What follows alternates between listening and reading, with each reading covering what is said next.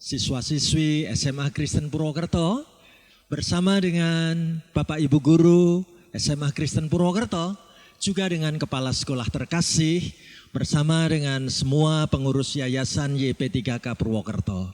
Hari ini saya Pendeta Stefanus Lim mau bersama-sama mengajak kita dari rumah masing-masing untuk menikmati renungan Natal dalam tema kelahiran Yesus membawa pengharapan bagi umatnya.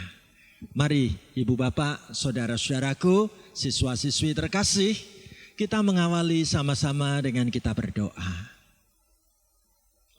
Bersyukur kami Tuhan, kami punya waktu untuk merenungkan firman-Mu dalam peristiwa Natal yang akan kami rayakan bersama keluarga besar SMA Kristen Purwokerto. Bapa di sorga, pakailah hamba-Mu menaburkan benih-benih firman-Mu, dan secara khusus bagi kami yang mengikuti siaran online ini, biarlah kami bertemu dengan kebenaran firman-Mu yang mengubah hidup kami menjadi baru. Bersabdalah Tuhan, berbicaralah kepada kami Tuhan. Kami rindu menyambut pelayanan firman-Mu. Di dalam nama Tuhan Yesus kami berdoa bersama-sama. Haleluya. Amin.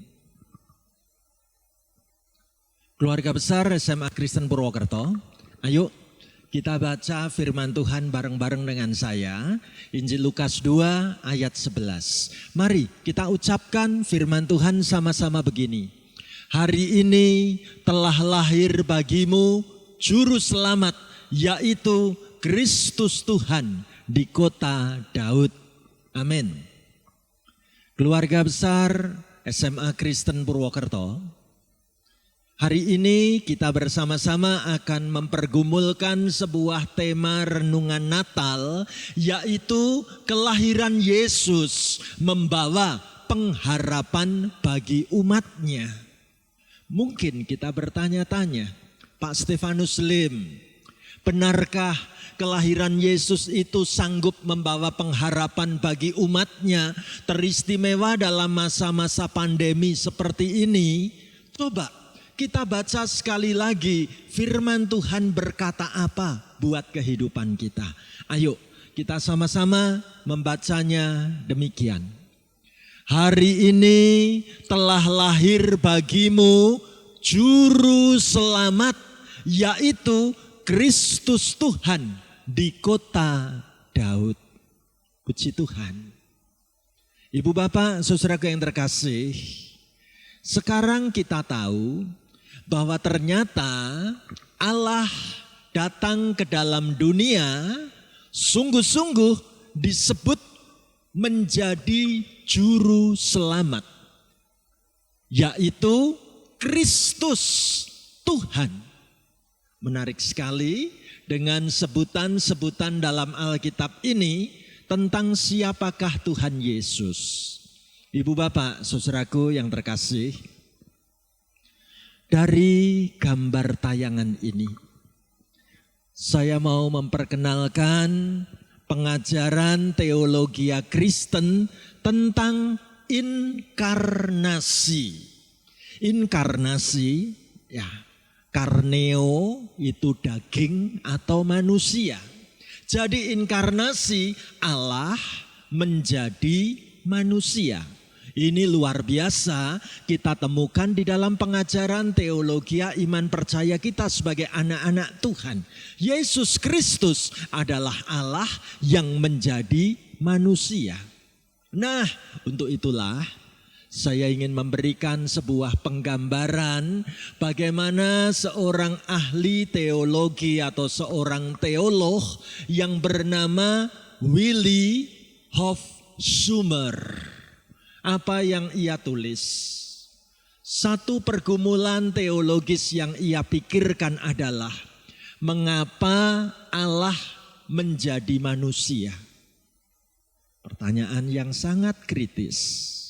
Lalu oleh Willi Hofsummer diceritakan dengan perumpamaan ilustrasi yang bagus banget. Diceritakan begini. Satu kali ada seorang pejabat tinggi mengadakan pesta, dan pejabat ini mengundang banyak tokoh-tokoh pembesar, para pemuka masyarakat. Apa yang terjadi? Ternyata sebelum pesta dimulai, mendadak tiba-tiba terjadi hujan lebat, hujan deras mengguyur kota itu. Bahkan saking derasnya hujan itu sampai membentuk genangan lumpur persis di depan tempat pesta, gedung pertemuan itu ada. Ibu bapak, saudaraku, apa yang terjadi?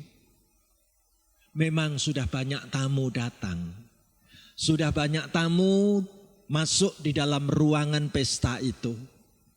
Tapi sebenarnya jam pestanya belum mulai sih. Makanya ada seorang tamu pria, umurnya sudah agak tua. Ia datang mendekati jam pesta itu dimulai. Tampak bagaimana ia berkedudukan tinggi. Ia pun pakai pakaian yang indah. Dan dia memang rencana datang itu untuk masuk ke ruang pesta. Tapi yang terjadi saat pria tua ini mau masuk ke ruang pesta, dia nggak pernah menyangka bahwa di depan ruangan itu ada genangan lumpur. Jadi pria tua ini tergelincir, kepleset, jatuh masuk ke dalam genangan lumpur tadi. Ia betul-betul melihat keadaannya itu. Rasanya aku tidak pantas untuk masuk ke dalam ruang pesta ini. Pakaianku kotor, berlumuran lumpur. Dan repotnya, ternyata waktu ia jatuh kepleset tadi, tamu-tamu di dalam ruang pesta itu sempat melihat dan sempat kaget memperhatikan kejadian pria tua yang kepleset tergelincir dalam genangan lumpur tadi. Apa yang terjadi, saudaraku? Andai kata kita adalah tamu pria tua tadi, apa yang akan kita lakukan? Menarik sekali bagaimana dikisahkan bahwa di dalam ruangan itu ada pelayan penyambut tamu yang melihat kejadian tadi. Langsung penyambut tamu atau pelayan ini buru-buru memberitahu tuannya dan melaporkan. Menarik, bagaimana sang tuan segera keluar meninggalkan suasana pesta yang akan dimulai itu. Dan sang tuan justru keluar untuk mencari dan menemui tamu yang tadi tergelincir dalam lumpur. Bahkan tuan ini mencegah supaya tamunya tidak pulang. Ya, jangan pulang. Ya. Lalu tuan rumah ini mencoba membujuk supaya tamu itu agar tetap tinggal. Tapi kita bisa bayangkan ya, kalau kita yang jadi tamu tadi mau masuk ruang pesta, pakaiannya kotor, kena lumpur semua. Tamu ini ragu-ragu, apalagi melihat semua orang yang di dalam ruang pesta itu menatap dirinya. Apalagi mendengar percakapan pembicaraan orang-orang yang jadi tamu di pesta itu. Maka tamu ini berpikir, sudahlah aku kepengen kabur saja, meninggalkan acara pesta ini. Tapi apa yang terjadi? Di luar dugaan. Apakah itu? Ternyata demi tamu tadi yang sudah berpakaian indah untuk berangkat pesta, tapi kena lumpur semua, maka sang tuan yang menyelenggarakan pesta itu malahan ikut menjatuhkan diri masuk dalam kubangan lumpur tadi. Kubangan lumpur yang sama. Sehingga akhirnya yang punya pesta ini pun tubuhnya berlumuran lumpur sama persis dengan tamunya itu. Lalu yang menarik, bagaimana ia menggandeng tamunya dalam keadaan sama-sama kotor kena lumpur. Ayo kita jalan masuk ke dalam ruang pesta. Menarik sekali. Dua pria ini berjalan masuk ke ruang pesta dengan pakaian yang sama-sama kena lumpur, dan sang tamu merasa baik-baik saja. Karena aku enggak sendirian, bahkan yang punya pesta pun mengalami keadaan seperti aku. Ternyata di belakang panggung sana, pelayan-pelayan itu sudah menyiapkan baju ganti yang bagus, baju pesta yang lengkap, disiapkan untuk dua orang pria ini tadi. Indah sekali bukan? Bukankah sangat menarik bila gambaran teologia tentang inkarnasi Allah menjadi manusia, artinya Allah rela turun dari sorga, masuk ke dalam dunia yang kotor dan penuh dosa ini, dan Allah bersedia untuk menemani manusia yang berdosa. Ibu bapak saudaraku, keluarga besar SMA Kristen terkasih, mana buktinya? Ayo kita baca sekali lagi Lukas 2 ayat 11 sama-sama ya. Kita ucapkan firman Tuhan begini. Hari ini telah lahir bagimu juru selamat, yaitu Kristus Tuhan di kota Daud. Itulah kabar yang disampaikan para malaikat kepada para gembala yang sedang menjaga kambing domba di padang Efrata. Hari ini telah lahir bagimu juru selamat, yaitu Kristus Tuhan di kota Daud. Luar biasa. Ibu bapak, saudara-saudaraku, keluarga besar SMA Kristen terkasih. Mengapa Allah harus turun ke dalam dunia? Seorang yang pandai membuat gambar animasi menceritakan seperti ini. Dulu awal mulanya manusia dengan Allah itu hubungannya baik-baik saja. Tapi dosa membuat ada jurang pemisah antara manusia dengan Allah, ada jurang yang tak terselami. Sekarang di tengah-tengah jurang yang tak terselami ini, Allah mau turun ke dalam dunia. Dalam diri sang juru selamat, Yesus Kristus namanya. Bagaimana ia datang untuk menjembatani jurang pemisah antara manusia dengan Allah. Indah sekali.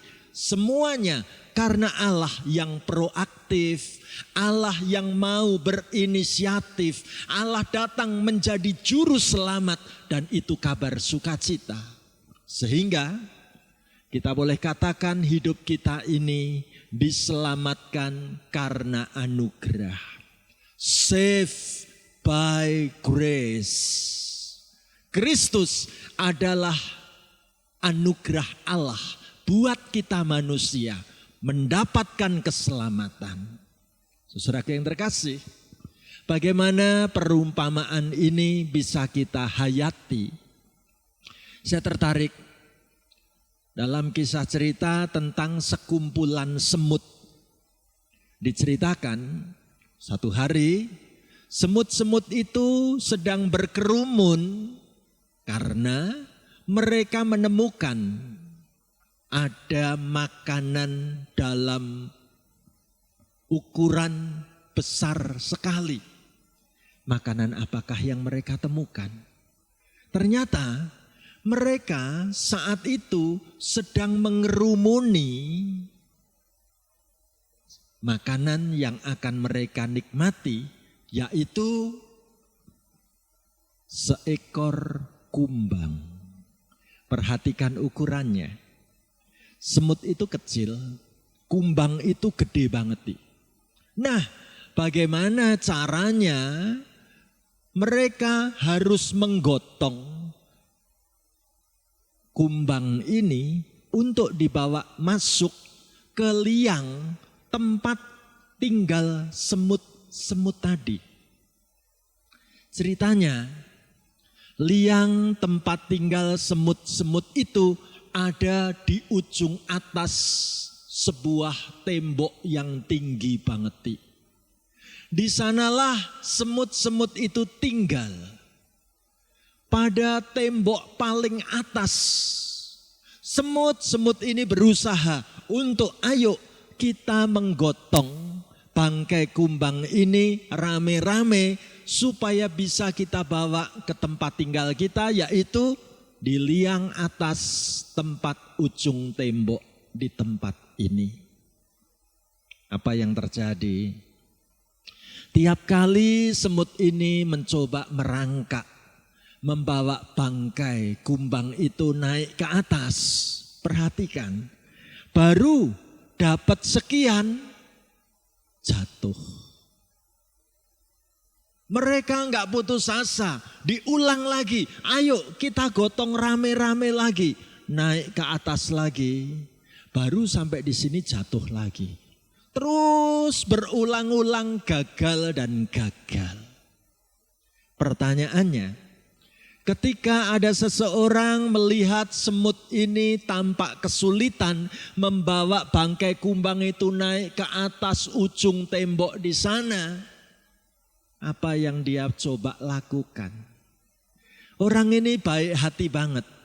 Dia pikir, aku akan menggunakan sarung tangan. Aku akan bantu memegang bangkai kumbang ini dengan tanganku. Nanti bangkai kumbang itu kalau ada di tanganku, aku bisa naik tangga, aku naik ke atas, nanti aku taruh di depan sana. Niatnya baik, tapi caranya keliru. Apa yang terjadi pada saat orang yang baik ini mau memegang bangkai kumbang tadi? Waktu dia pegang bangkai kumbang itu, semutnya malah bubar. Semutnya malah lari ketakutan. Semut-semut itu tidak menyadari kalau sebenarnya orang tadi baik hati mau menolong.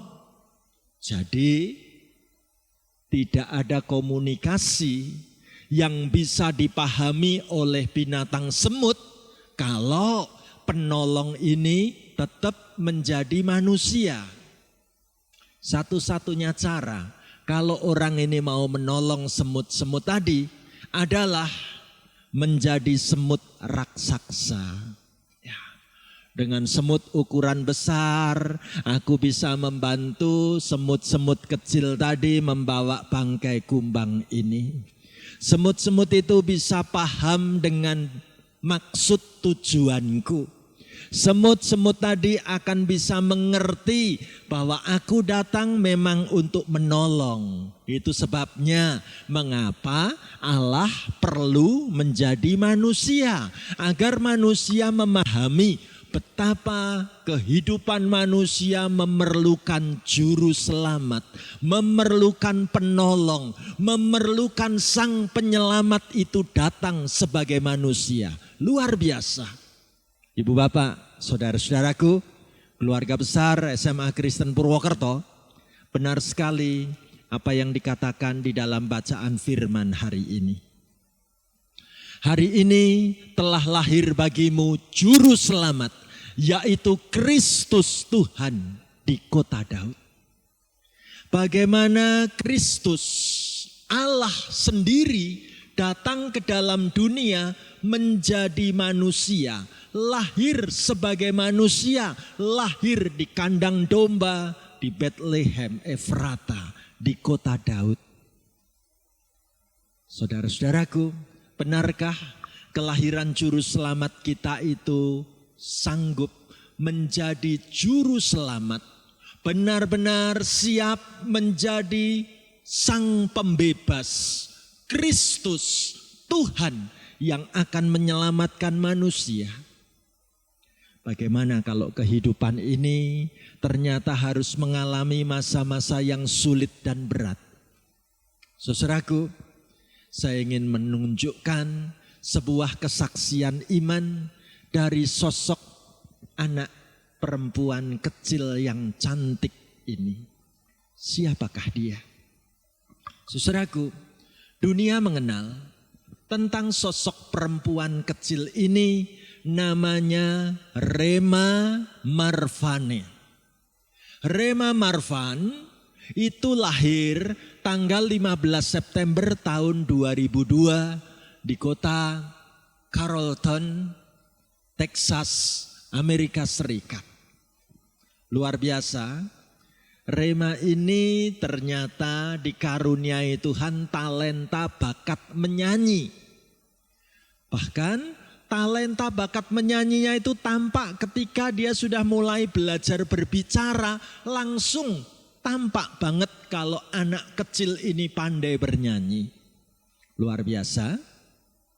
Papahnya bernama Teton Marvan dan mamahnya bernama Wendy Marvan. Saudaraku, masyarakat di kota Texas tidak terlalu asing dengan papa mamahnya Rema ini. Bagaimana memang papa mamah ini sosok orang-orang yang sangat dekat bergaul dengan dunia musik. Jadi sangat wajar kalau bakat talenta dari papa dan mamahnya itu diturunkan dalam diri anaknya yang bernama Rema Marvane. Apa yang terjadi, saudaraku? Luar biasa. Bagaimana kalau papa dan mama selama ini rajin menyanyi di gereja? Bagaimana kalau papa dan mama selama ini rajin melayani di bidang musik di gereja? Maka anak perempuan kecil yang bernama Rema ini pun terus didoakan supaya menjadi anak Tuhan yang mencintai Tuhan dan mengabdikan hidup dengan menyanyi memuliakan nama Tuhan. Luar biasa apa yang terjadi dalam diri Rema ini. Ternyata kejadian buruk yang harus dialami keluarga kecil ini. Pada tanggal 8 November 2008, Wendy sebagai mama harus mengalami keadaan meninggal dunia. Apa sebab? Sebab beberapa waktu Wendy ini mengalami kondisi sakit kanker ovarium. Sedih rasanya kalau sebagai seorang mama harus mengalami kondisi sakit kanker ovarium atau kanker rahim. Sementara anak satu-satunya Rema masih kecil. Luar biasa, sang mama walaupun dalam kelemahan tubuh terus menyemangati supaya Rema yang kecil ini jangan putus asa. Ya. Menarik sekali. Rema pun sebagai anak perempuan kecil terus dekat dengan mamahnya. Dia tetap mau menyanyikan lagu-lagu gereja buat mamahnya. Dan luar biasa, Rema berjanji di saat kondisi mamahnya makin parah. Dia katakan, "Mama, aku siap membuat hati mamah dan papa bangga." Lalu Rema menyatakan, "Aku benar-benar rindu melayani sebagai penyanyi di dalam gereja Tuhan. Melayani Tuhan. Aku mau mengabdikan hidupku untuk Tuhan, Mama. Aku mau mengabdikan hidupku untuk Tuhan, Papa." Luar biasa. Rema yang masih kecil ini cita-citanya begitu luhur. Sekarang bagaimana Rema sering dipanggil ke berbagai negara untuk menghadiri dan menyanyikan lagu-lagu gereja. Dan ini prestasi yang luar biasa dari seorang anak seumuran Rema. Dan sungguh Rema tetap semangat. Bagaimana ia ingin membuat bangga orang tua terhadap dirinya. Mana buktinya? Ada banyak lagu-lagu yang kita bisa cari di YouTube. Lagu-lagu gerejawi yang dibawakan oleh Rema. Dan inilah salah satu lagu yang dibawakan oleh Rema Marvan. Lagu yang keren sekali. Kita pasti mengenal lagu ini. Lagu ini dikenal oleh masyarakat dunia ketika dunia mau merayakan Natal. Lagu apakah itu? Kita perhatikan teks di sini. I have a blue Christmas without you. Aku merasakan Natal yang biru, Natal yang tidak gembira, Natal yang sendu, Natal yang sedih tanpamu, Mama. Menarik. I'll be so blue just thinking about you. Aku benar-benar dalam keadaan kelabu, dalam keadaan mengharu biru, dalam keadaan sedih dan susah. Tiap kali memikirkan tentangmu, Mama.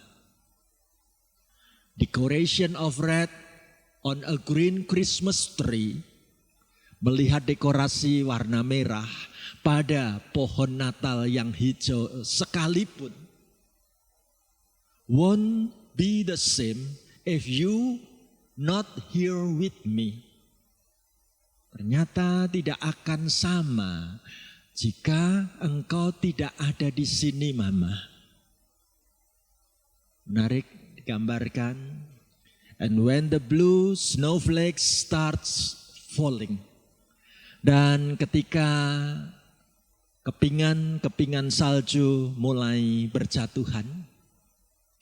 That when those blue memories start calling. Saat itulah kenang-kenangan, ingatan-ingatanku yang begitu menyedihkan mulai muncul kembali. You'll be doing all right with your Christmas of white, but I'll have a blue Christmas. Sungguh, sekalipun segala-galanya tampak baik dengan suasana Natal yang serba putih, tapi hatiku tetap rasanya biru, sendu, sedih. Dan inilah yang aku namakan Blue Christmas. Natal yang sedih sekali. Seperti apa anak perempuan ini menyanyikannya? Ayo kita lihat dan kita tonton sama-sama ya. Demikian videonya.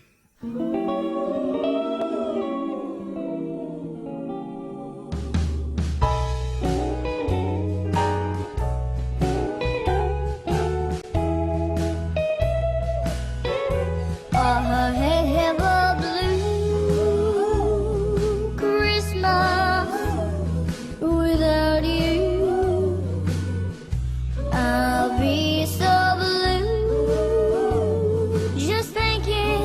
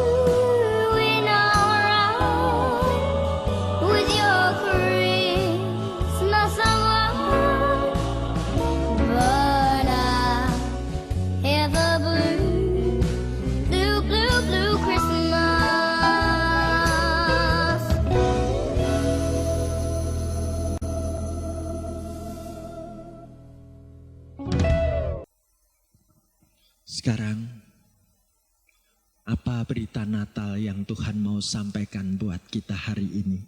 Mari kita baca sama-sama sekali lagi. Lukas 2 ayat 11. Hari ini telah lahir bagimu Juru Selamat, yaitu Kristus Tuhan di kota Daud. Keluarga besar SMA Kristen terkasih, Kristus Allah datang ke dalam dunia, menjadi manusia dalam diri Yesus, Sang Juru Selamat ini. Betapa kita bahagia, karena hari-hari hidup bisa saja mengalami kondisi keadaan yang mengharu biru, situasi hidup yang tampak berat tertekan, suasana hati yang tampaknya menyedihkan. Lebih-lebih dalam masa-masa pandemi seperti ini. Berita Natal datang untuk kita. Hari ini Kristus lahir menjadi juru selamat buat saudara dan saya. Kristus datang sungguh-sungguh untuk menyelamatkan keadaan hidup kita. Jadi benar sekali, kalau kelahiran Yesus sanggup membawa pengharapan bagi umatnya, sekalipun kita dalam masa-masa pandemi seperti ini, sekalipun keadaan tidak seindah dulu lagi, bahkan Natal tahun ini tidak semeriah Natal yang kemarin. Segalanya serba terbatas di tahun ini. Rasanya benar kalau Natal kali ini kita sebut Blue Christmas. Namun betapa indahnya dalam situasi hati seberat apapun, Kristus yang datang, Kristus yang lahir, sanggup memulihkan pengharapan hidup kita, sanggup menata masa depan kita, sanggup untuk menuntun perjalanan hidup kita. Jangan takut saudaraku, jangan kecil hati. Kristus yang lahir sungguh menuntun keadaan saudara dan saya mengalami kehidupan yang diperbaharui. Kita boleh punya pengharapan kembali. Kita tidak akan putus asa. Karena Natal ini sesungguhnya yang kita rayakan justru lahirnya Sang Juru Selamat. Juru Selamat yang membawa pengharapan buat saudara dan saya, bukan? Itu sebabnya di akhir renungan ini saya mau mengajarkan sebuah lagu. Lagunya berjudul Selamat Hari Natal Kawanku. Kita nyanyikan sama-sama ya. Ayo kita nyanyikan lagu Selamat Hari Natal Kawanku. Saya membawa alat musik gitar kecil dengan 6 senar, namanya gitar lele. Ya, yuk kita nyanyikan lagu Selamat Hari Natal Kawanku. Selamat Hari Natal, selamat Hari Natal, selamat Hari Natal.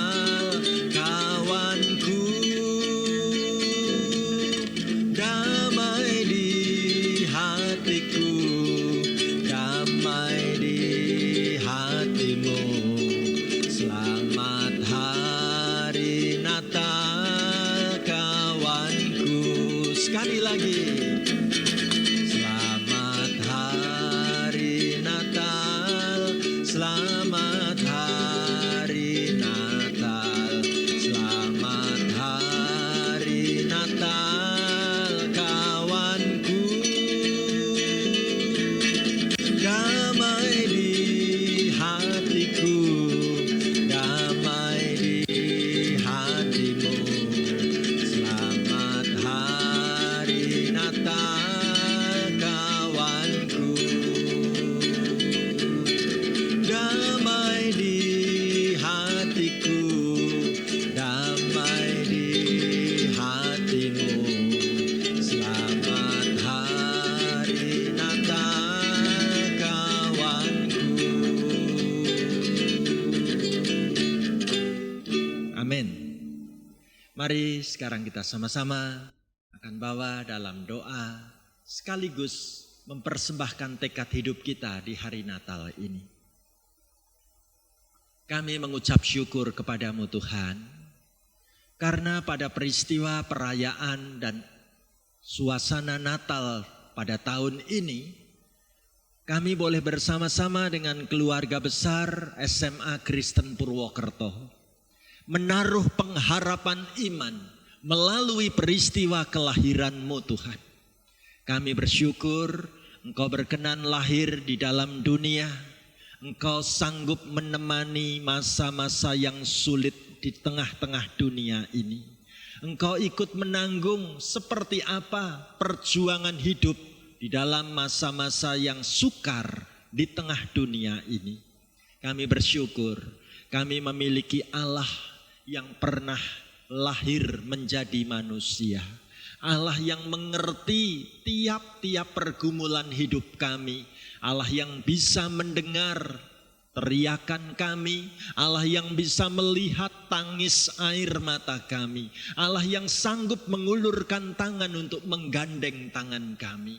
Mari Tuhan, kami mau menyerahkan pengharapan hidup kami ke dalam tangan-Mu.